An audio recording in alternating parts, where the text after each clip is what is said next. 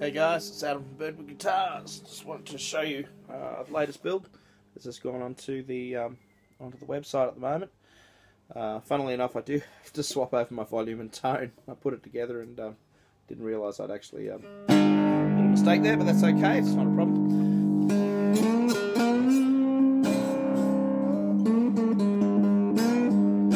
One of the 4-pole single coil pickups, and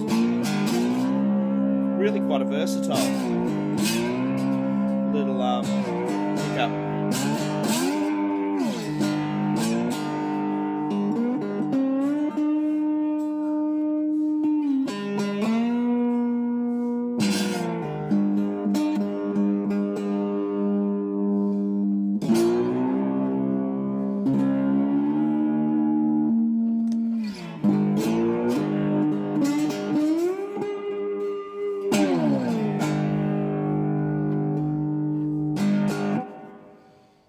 There you go.